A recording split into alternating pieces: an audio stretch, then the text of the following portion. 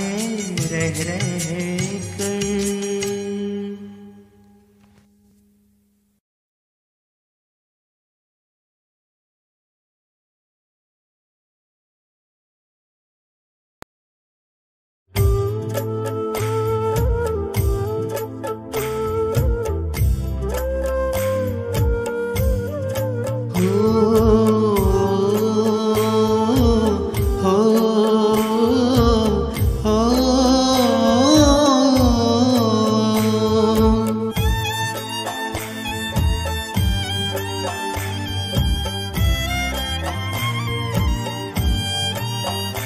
वो माली जिससे महकी ये सारी ही फूलवारी है, वो माली जिससे महकी ये सारी ही फूलवारी है।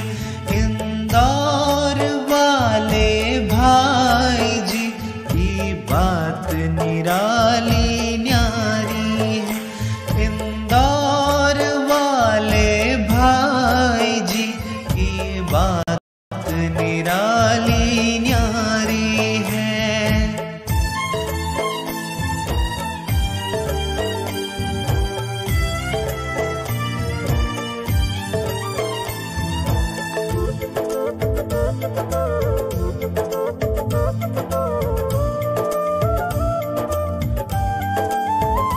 जिस तरह से बाबा ने बहनों की शुरू शुरू में भट्टी रची, सब सितम सहे पर उफ न किए, बाबा ने कितनी शक्ति भरी। जिस तरह से बाबा ने बहनों की शुरू शुरू में भट्टी रची, सब सितम सहे पर उफ न किए, बाबा ने कितनी शक्ति भरी। कुछ ऐसे ही अंदाज में वही परंपरा यहाँ डारी है। इंदौर वाले भाई जी की बात निराली न्यारी है।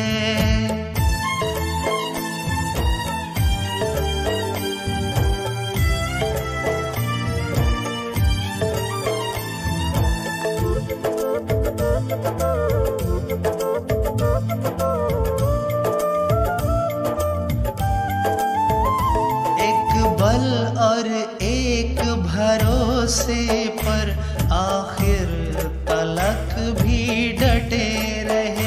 कितने आंधी तूफान आए, पर्वत सा बनकर खड़े रहे। एक बल और एक भरोसे पर आखिर तलक भी डटे रहे। कितने आंधी तूफान आए, पर्वत सा बनकर खड़े रहे। लौकिक में रिंचक मोहन था, कितनी तेरी बलिहारी है। इंदौर वाले भाई जी की बात निराली न्यारी है।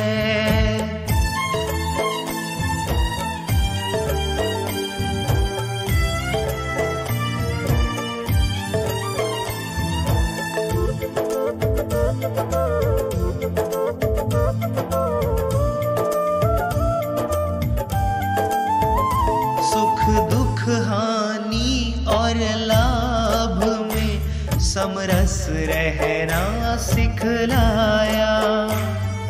सेवा में हड्डी स्वाहा हो, सब करके वो दिखलाया। जिस पे कोई विरले चलते, उस पर चल कर बतलाया। सब सहन किया पर लोक लाज, कभी आड़े हाथ न आया। एक एक के लिए क्या नहीं किया, गाती जुबान जुबां हमारी है। इंदौर वाले भाई जी की बात निराली न्यारी है।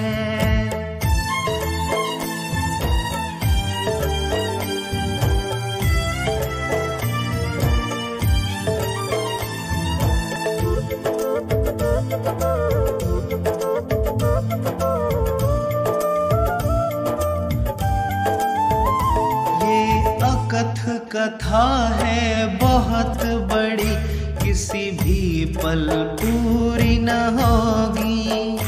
उनके पद चिन्हों पर चले, यही सच्ची श्रद्धांजलि होगी। स्नेह सुमन अर्पण करने आए कितने राजयोगी। रचनाएं जिसकी इतनी सुंदर, गजब वो आत्मा होगी।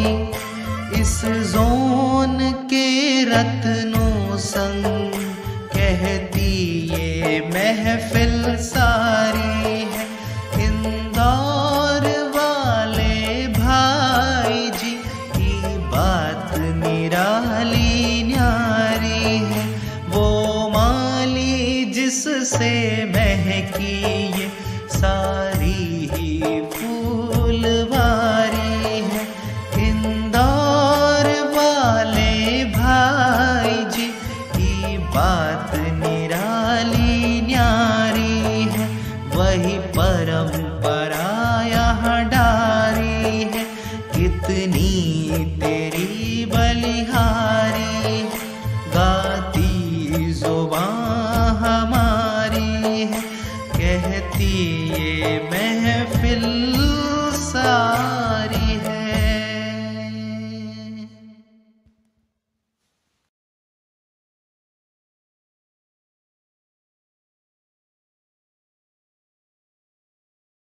ओम शांति। भाई जी आपको प्रेमांजलि अर्पित करते।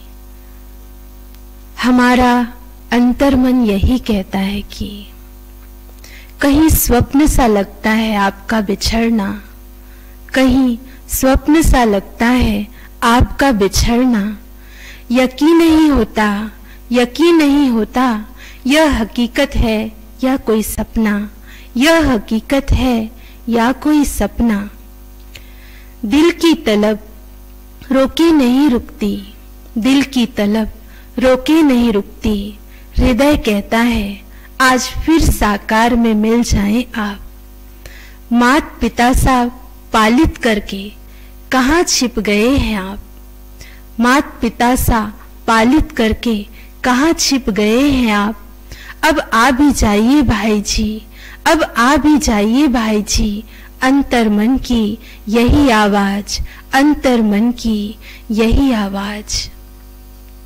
रोम रोम आभार आपका गाता मेरा तन मन है। रोम रोम आभार आपका गाता मेरा तन मन है।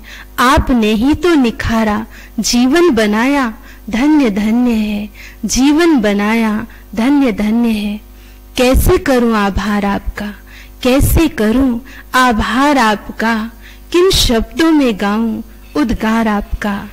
है शब्द नहीं मेरे होठों में, है शब्द नहीं मेरे होठों में। बस समाई यादें हैं नम आंखों में। इन अश्क भरे नैनों से आज पुनः श्रद्धांजलि प्रेमांजलि अर्पित करती हूँ, प्रेमांजलि अर्पित करती हूँ।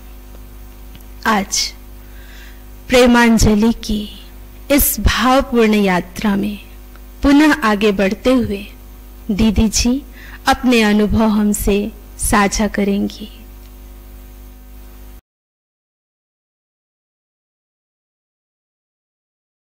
ओम शांति। भाई जी की स्मृति आज पुनः मुझे इस भाव की ओर ले जा रही है कि भाई जी वाकई में ऐसे शक्तिशाली थे कि जहां भी उनके कदम पड़े वो स्थान वाकई में उस उन्नति की ओर गया, इसका अनुभव मुझे स्वयं ही होता है। क्योंकि जब मधुबन से भी भाई बहन आते हैं तो ये कहते हैं कि टिकरापारा सेंटर पर ऐसा महसूस होता है जैसे पांडव भवन है, क्योंकि भाई जी के कदम यहाँ पर पड़े। एक भाई ने तो ये भी कहा था कि नाम ही कितना अच्छा है टिकरापारा, क्योंकि यहाँ पर आकर सभी का पारा टिक जाता है।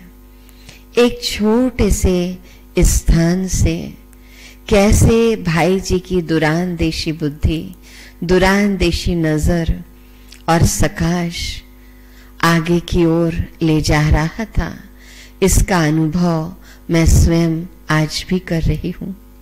इसीलिए भाव निकल रहे हैं कि सिंह अगर चट्टान पर बैठ जाए, सिंह अगर चट्टान पर बैठ जाए तो वो चट्टान भी सिंहासन कहलाती है। इसीलिए सिंहासन का मोह न रखते हुए खुद सिंह बनो। आप जहां पर भी बैठोगे वही सिंहासन बन जाएगा, वही सिंहासन बन जाएगा।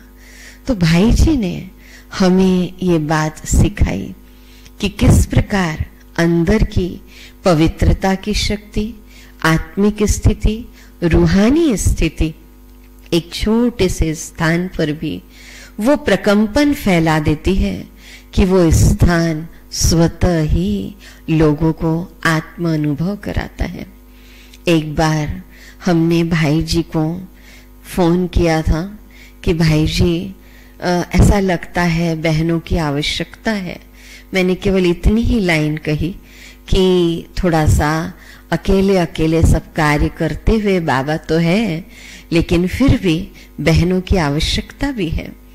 तो भाई जी ने मुझे फोन में कहा कि तुम अकेली कहाँ हो, तुम अकेली 1000 के बराबर हो। ये महावाक्य कहूं मुझे आज भी याद आ जाते हैं, क्योंकि कई बार ऐसा अनुभव होता है कि इतनी नई नई प्रेरणाएं बाबा के द्वारा टचिंग्स प्राप्त होती हैं, तो तुरंत मुझे भाई जी की वो बात याद आ जाती है कि तुम अकेली कहाँ हो, तुम एक बहन 1000 के बराबर हो, तुम 1000 बहनों के बराबर सेवा कर सकती हो। तो ये बात जैसी मैं याद करती हूँ तो मुझे ऐसा महसूस होता है कि मेरी सोई हुई शक्ति जागृत हो गई हो। जैसे कहते हैं ना कि हनुमान की शक्ति सुषुप्त अवस्था में थी, तब जामवंत ने स्मृति दिलाई थी, तो हनुमान की सोई हुई शक्तियां जागृत हो गई। उसी प्रकार भाई जी के बोल हमारे अंदर की सुषुप्त शक्ति को जागृत कर देते थे। कितना ख्याल रहता था भाई जी को। एक बार भाई जी झाड़ सुकड़ा से आ रहे थे और बिलासपुर से निकल रहे थे और हम भी साथ में थे भाई जी के। तो भाई जी ने हमें कहा कि जितने भी भाई बहनों को तुम फोन कर सकती हो ना, फोन कर दो, वो स्टेशन पर मिलने के लिए आ जाएंगे। क्या कहूं, बिलासपुर स्टेशन का वो दृश्य मुझे वो याद है, जिस प्रकार बाबा को, ब्रह्मा बाबा को हमने देखा था ट्रेन के पास, मना जो अपना दरवाजा है उस पर बाबा ऐसे खड़े हुए हैं। तो हमारे भाई जी भी बिलासपुर स्टेशन में ट्रेन में एसी में थे, लेकिन जैसे ही बिलासपुर आया हमारे कुछ भाई बहन मिलने के लिए गए थे, क्योंकि हम भाई जी की पालना का अनुभव उन्हें बताया करते थे। तो सब 1 घंटे के अंदर दौड़ दौड़ कर समझ लो स्टेशन पहुंच गए और भाई जी ट्रेन में बाहर दरवाजे के पास आए और टोली का डब्बा मंगवाया और एक एक भाई बहन को भाई जी ने टोली दी। तो सोचिए कितना अद्भुत प्यार भाई बहनों के प्रति भी। और मंजू बहन यहाँ पर रह रही है, उन भाई बहनों से भी मिलना है। और एक अनुभव याद आता, क्या कहूँ कितने अनुभव है, लेकिन मुझे इसे 12-13 दिन में समेटना था। समेट तो सकती ही नहीं, जब वैल्यू एजुकेशन की मतलब शुरुआत हुई थी, वैल्यू एजुकेशन एंड स्पिरिचुअलिटी, ये कोर्स एजुकेशन विंग की तरफ से अन्नामलाई यूनिवर्सिटी की ओर से चल रहा था, तो मैंने भाई जी से परमिशन मांगी क्योंकि मुझे पढ़ने का शौक था। तो इंदौर जोन में पहली बहन, मतलब 1-2 बहन हम लोग और थी, तो भाई जी ने मुझे छुट्टी दी, तो मैंने वैल्यू एजुकेशन एंड स्पिरिचुअलिटी में डिप्लोमा भी किया और एमएससी भी किया।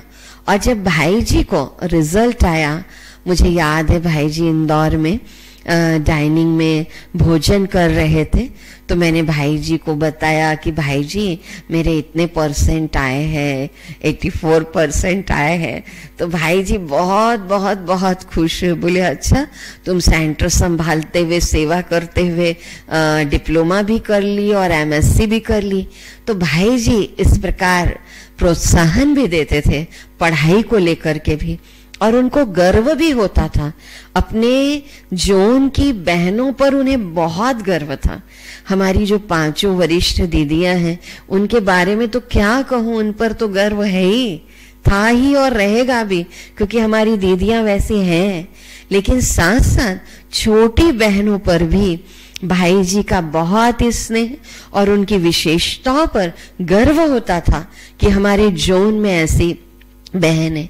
और शायद हॉस्टल से निकल करके मैं पहली बहन हूँ जिसने सेंटर पर रह करके आगे की पढ़ाई जो है वो कंप्लीट की।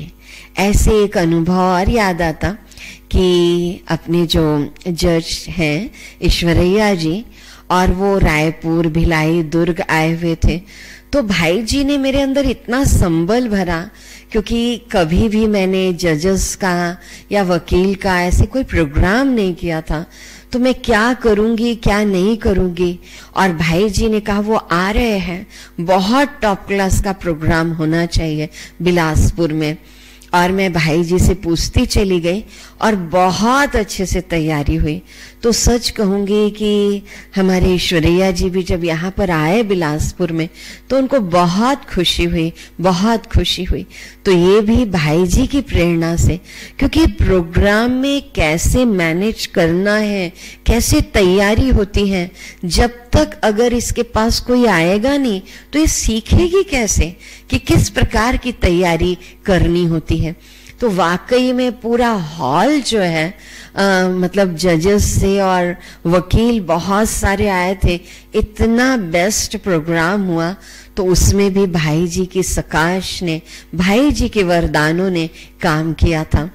कभी कभी हम बहनों से मतलब पढ़े लिखे भी रहते हैं, लेकिन कुछ गलतियां हो जाती हैं।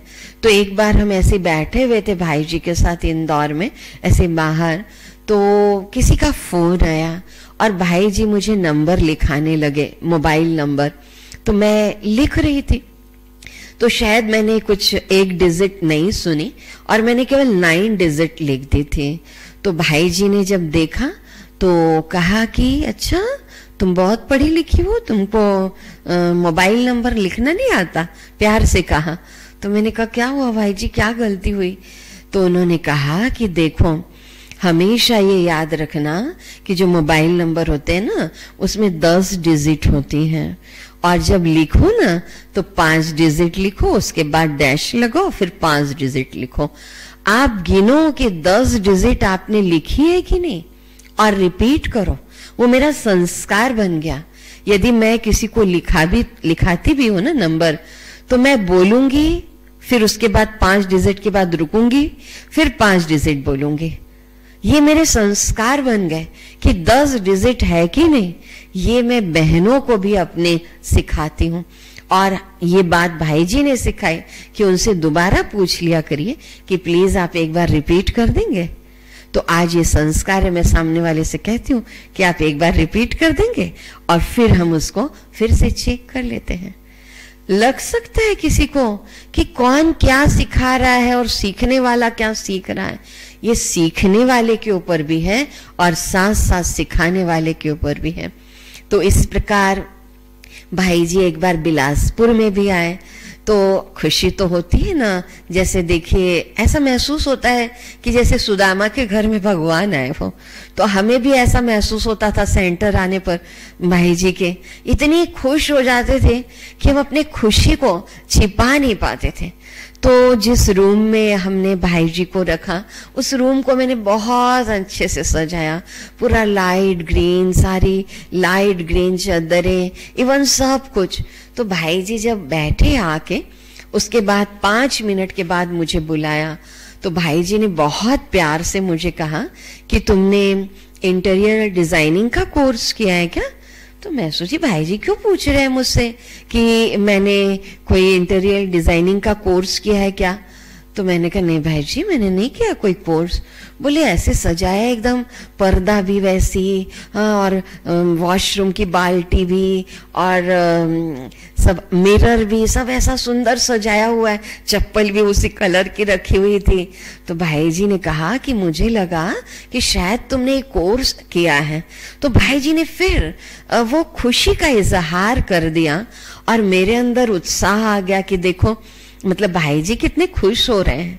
और मुझे कुछ बहनों ने बताया कि भाई जी इंदौर जाकर के बहुत तारीफ कर रहे थे कि मंजू बहन ने बहुत अच्छे से रूम सजाया था। छोटी छोटी बातें। अब बताऊं कि वॉशरूम में भी साबुनदानी किधर रखना है, ये तक भाई जी ने बताया कि सब कुछ तुमने बहुत अच्छे से रखा है, लेकिन साबुनदानी में कैसे फट से हाथ चला जाना चाहिए, वो भाई जी ने बताया यहां लगाना। तो मैंने फिर तुरंत, भाई जी जब गए उसके बाद वो सेट किया। भाई जी कितना ध्यान रखते थे, सेंटर छोटा हो या बड़ा हो इससे फर्क नहीं पड़ता, लेकिन कौन सी चीज कैसे व्यवस्थित रहनी चाहिए। तो भाई जी ये सिखाते थे कि अवस्था से व्यवस्था है, व्यवस्था से अवस्था है। अगर हमारी अवस्था अच्छी है तो हम व्यवस्था भी अच्छी करेंगे, और अगर व्यवस्था अच्छी है तो ऑटोमेटिकली अवस्था भी हमारी अच्छी हो जाती है। जैसे मधुबन में हमारी अवस्था अच्छी हो जाती है। तो इस प्रकार भाई जी सेंटर पर भी ये बात सिखाया करते थे। और कोई सेंटर लो, बहुत बड़ा हो जरूरी नहीं, लेकिन अच्छे स्थान पर हो, साफ सुथरा हो, योग के प्रकंपन फैले हुए हो, तो भाई बहनों को भी आने से बहुत बहुत बहुत अच्छा लगता है। उसके बाद भाई जी ने जैसे एक एक रूम देखा, क्लासरूम, योग कक्ष तो है ही, लेकिन कौन बहन कहाँ सोती है, पूरा भाई जी ने एक एक कमरा देखा। और उस दिन की मुझे शिक्षा भाई जी की आज तक याद है कि बहनों हमेशा ये याद रखना, कभी हमारा स्वास्थ्य बिगड़ जाता है, कभी अचानक कुछ हो जाता है, तो कोई भी बहन कभी भी अकेले कमरे में न सोए। हमेशा 2 बहनें एक कमरे में रहा करे, अलग अलग बेड में, बहुत अच्छे से, ताकि एक दूसरे के लिए भी हम रक्षक बन जाते हैं। नहीं तो कभी कभी अकेलापन भी अच्छा नहीं लगता। तो बड़ी बहनें भी, छोटी बहनें भी आज तक हमारे जोन में एक साथ माना एक कमरे में ही सोती है। तो ये संस्कार भी भाई जी ने डाले कि प्यार से बाबा को गुड नाइट करके और प्यार से बाबा की गोद में सो। और कई बार ऐसा होता है कि कभी कभी वातावरण बहुत खराब है, नेगेटिव वातावरण है, अगर बहनों का आपस में बहुत रूहानी स्नेह होता है, रात को एक साथ मतलब 2 बहनें रहती हैं, सोती हैं, तो इससे एक दूसरे से अपनी दिल की बातों को भी शेयर करके और एक दूसरे के साथ स्नेह प्यार से रहते हुए बाबा के घर में रूहानी प्यार के प्रकंपन वो फैला सकती हैं। तो ये शिक्षा भी भाई जी ने दी कि कभी भी सेंटर पर अकेले बहन को किसी को भी नहीं सोना चाहिए, अकेले रूम में नहीं सोना चाहिए। हमेशा 2 बहनें साथ में रहें और साथ में ही अलग अलग बेड पर सोएं। तो किस प्रकार भाई जी माना सेंटर की एक एक चीज को देखते थे कि बेसिन कहाँ होना चाहिए, ये कहाँ होना चाहिए, कैसे और क्लास को बढ़ाया जा सकता है। हमेशा भाई जी हमें कोई न कोई एक बार मनसा सेवा, एक बार पवित्रता की कोई बुक थी, और उसके ऊपर हमारी एग्जाम होती थी। हमें आज तक याद नहीं है कि वो क्वेश्चन कौन सेट करता था और पेपर चेक कौन करता था, लेकिन हम कभी भी व्यर्थ में न जाए, पढ़ाई करें। इसलिए भाई जी कोई न कोई बुक ऐसी निकालते थे और उसका अध्ययन करने के लिए कहते थे कि अभी 20 पेज पढ़ो, 30 पेज। यहां तक हमारी बड़ी बड़ी दीदियां भी एग्जाम दिया करती थी, बिल्कुल स्टूडेंट लाइफ में। तो भाई जी हमेशा हमें स्टूडेंट लाइफ में ही रखा करते थे। तो यही कहना चाहूंगी भाई जी के लिए कि जीतने का मजा तभी आता है, जीतने का मजा तभी आता है जब सभी आपके हारने का इंतजार कर रहे हो और आप कछुए की चाल में चलते हुए जीत जाते हो। तो एक बार दरिये ने झरने से पूछा था, तुझे समंदर नहीं बनना है क्या? तुझे समंदर नहीं बनना है क्या? तो झरने ने बड़ी नम्रता से कहा था कि बड़ा बनकर खारा हो जाने से अच्छा है छोटा रहकर मीठा ही रहूं। बड़ा बनकर खारा हो जाने से अच्छा है छोटा रहकर मीठा ही रहूं। तो भाई जी हमें ये सिखाया करते थे कि नहीं, छोटी बनकर के ही रहना, लेकिन मीठी रहना। और मीठी रहोगी तो अपने आप दिल की गहराई में बाबा के प्यार का अनुभव स्वतः ही करोगी। ओम शांति।